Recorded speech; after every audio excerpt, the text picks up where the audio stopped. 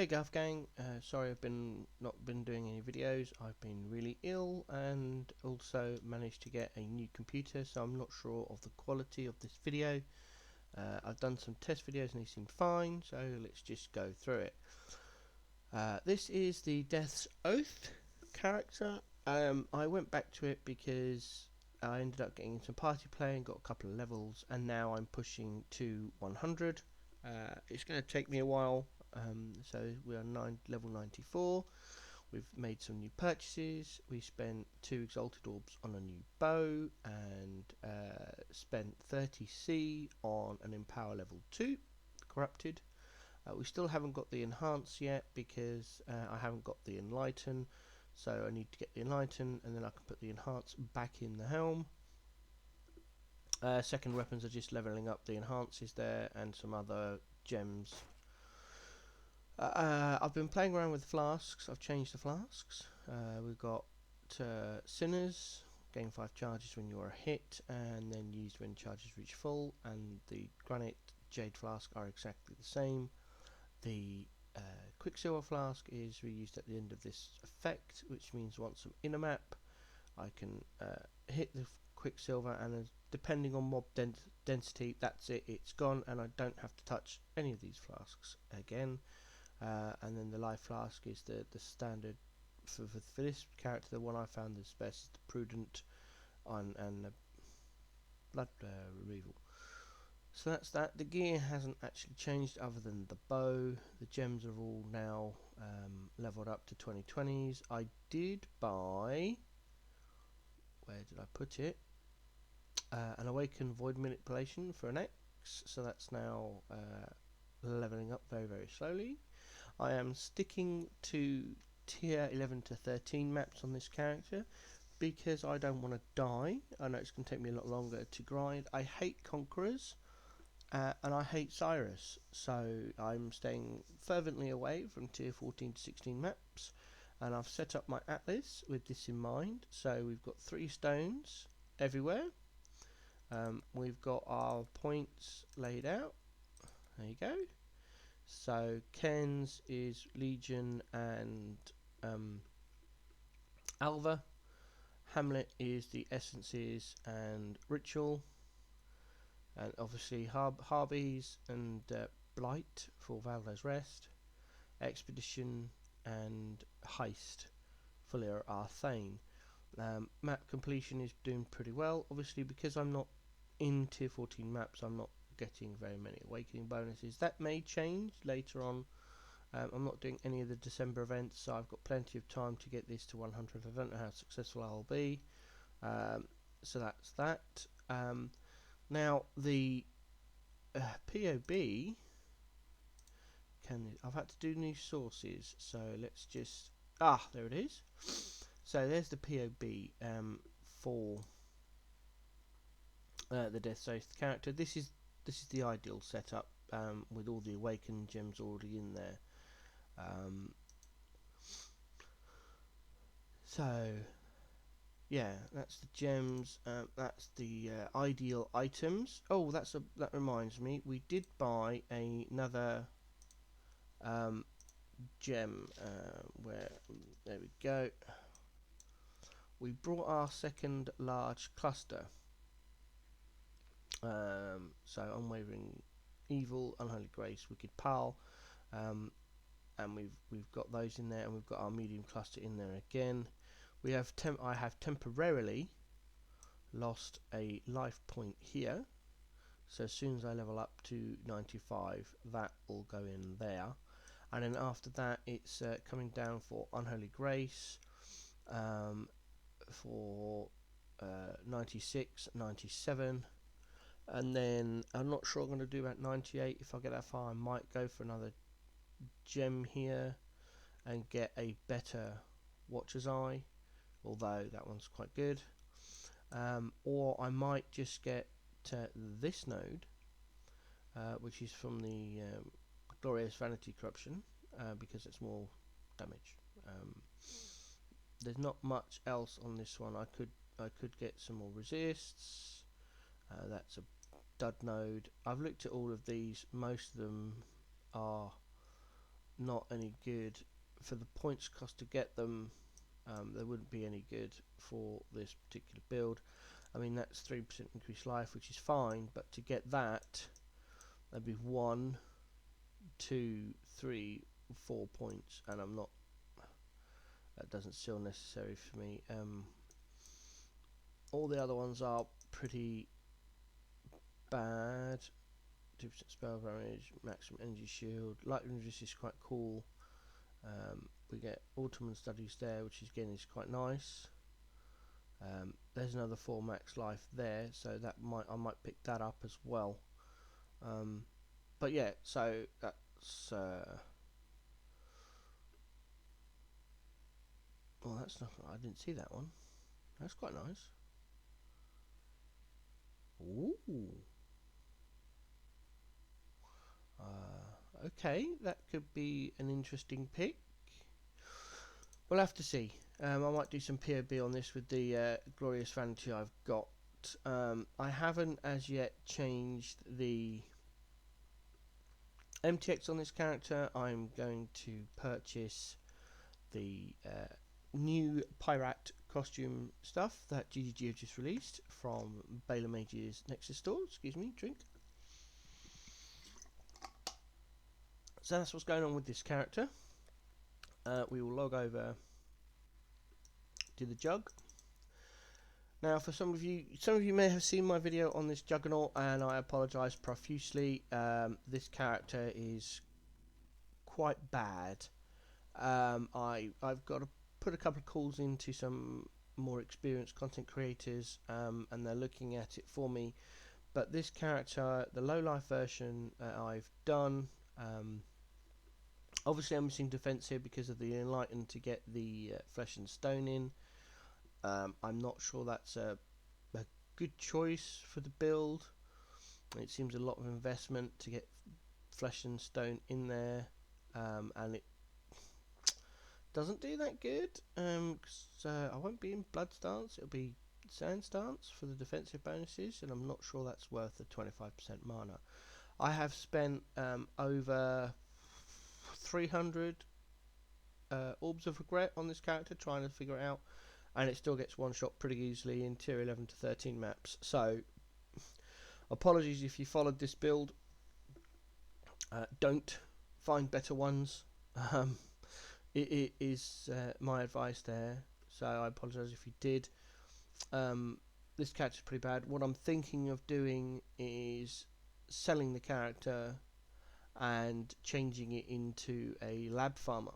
I've seen some pretty good jug lab farmers, and for my enchants I want on my standard character setups, there are some pretty specific enchants I want, so having a lab farmer for myself would be better than having a character that I'm not that fond of.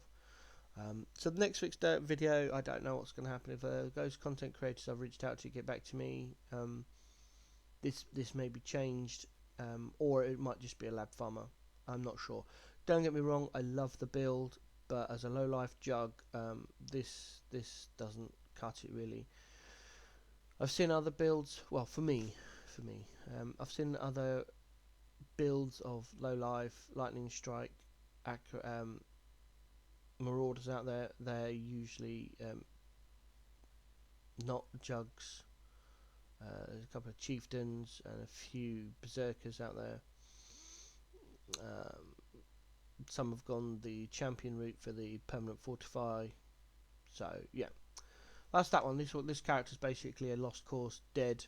I'll either sell up and make a lab farmer, or I'll get some advice and change it. So that's that one. We've got our cast on crit. Excuse the cat. The cat's just got home. She's hungry. This is our cast on crit assassin. I've been using this to delve, and we're almost at a level up, so we'll do some gameplay on this one. Now this is a cheap standard version of a cock. So we've got the cost breeze, frost bomb. Why have I got 2 frost bombs? Shush. I'll need to change that. That's a mistake. Arcane Surge, Frostbite, Hex Touch, and Vortex. We're running Hatred, Herald of Ice, Precision, Determination, Power Charge on Crit, Ice Nova, Inspiration, Cyclone, Cast on Crit, Hypothermia, Increased Duration, Blood Rage, Immortal Call, Custom Damage Taken, and then the movement, which is Phase Run, Dash, Second Wind, and Life Tap.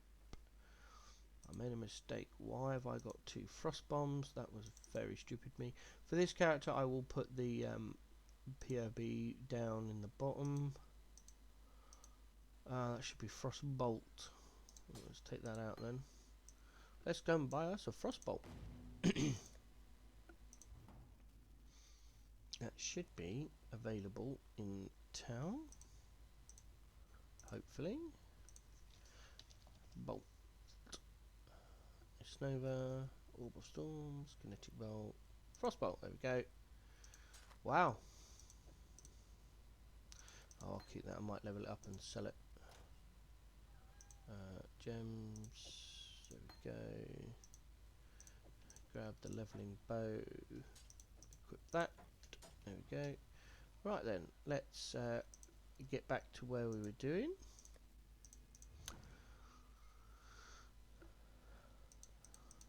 And we will get into the mine.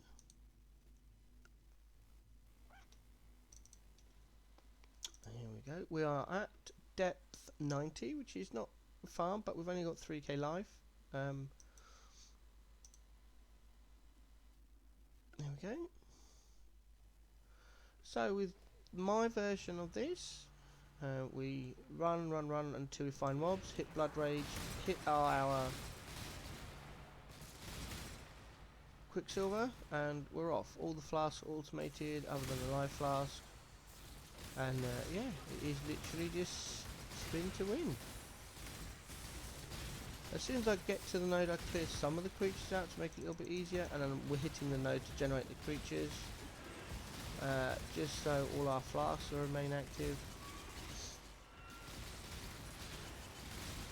And yeah, I'm just looking for the red lines, which is the life of the monsters, and they die, basically.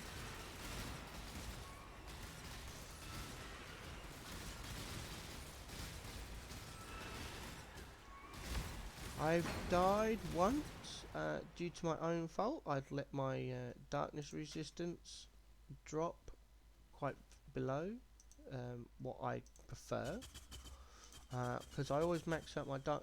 This is not the best way, I know that, but I prefer to go darkness resistance, light resist, light radius, and light resist on light radius, and then sulfite capacity is up because that way I can do a couple of maps. Excuse me. With my Death Oath character, and then at the end of the day I come in and do my delve. For the MTX on this character, we've got the Expedition Weapon effect on one of the Ospreys, and then it's a Cold Snap set, so helm, armour, gloves, boots, misery footprints, and this is this crown attachment with a Doomguard portrait. I've not got any MTX for the gems. They're all standard gem effects, so yeah. Gear wise, Starconius with the Mana Reservation enchant. That is a cheap, 6 link I got, which gave me life and resists. I'm not sure what the end game version of that will be. We picked up a Circle of Fear, the enchant was already on there. With the curse enemies with elemental weakness, standard ring, resist ring with some life, and then non-challenging skills for the spells from the Ospreys on there. I took this Shaper's Amulet, which the items and gems have 15% reduced attribute requirements. It had 11. I whacked it with a Divine until I got the 15. The amount of int and strength this character requires, and there's not enough strength nodes in the area, so that was the easiest option. It works. This is not going to be pushing anything high level at this stage. This is a very budget build. Gloves, again, standard. Gloves resists with crafted life. The reflection enchant there. Strength and elemental damage with damage belt, and then just a pair of boots. I had to look for the enchant on this one. I didn't enchant these myself to get the crit chance, and then it was seeing what was available within my budget that had spell suppression. Had to get the 100% spell position. This one then had the cannot be chilled, which is great with the movement speed, and then crafted life. Flasks, much like the Death's Oath character, again charges when hit. I need to change this to used when full. That one's the same, again the same, and the Quicksilver again the same. While this character doesn't get hit a lot, those are still the best prefix in my opinion. With a life flask with a prefix, I wasn't bothered by the prefix. I wanted the bleed immunity, so there we go. POB for this character will be down in the description. We are now technically finished leveling. We are level 80, so that's quite cool. We've got the, I think I'm on 100% chance. Yep, 100% chance. Max resists. Chaos resist isn't that great. It's positive, but again, this is not going to be a deep delve character, so I'm not bothered. It'll go down until I start dying repeatedly, and then I'll just go sideways to level. And then the highest resetter, which is not doing much. So that's where I'm at. Octavian, he's doing a hardcore MF, Death's Oath Occultist. He hasn't put any videos out for that at the moment that I'm aware of, but that's what he's up to. If you're interested in doing a more sturdy version of the Death's Oath with MF, go and check his channel out. He was leveling it, well, in my time zone last night. I think he's not sure which coast he's on in America, but you know, check him out for that. I'll put POBs down for where my Death's Oath character currently is. Same for the assassin, and like I said, please do not touch the Juggernaut. That my version of that build is dead. It doesn't work. It gets one shot all the time. It cannot do Scourge. It's a good boss killer for map bosses. Again, I'm not running content above tier 14, so that includes Maven, Guardians, any of that. So yeah, thanks for watching. Hope this video turns out okay on the new setup. If not, I'll have to adjust as time goes on. See you next time.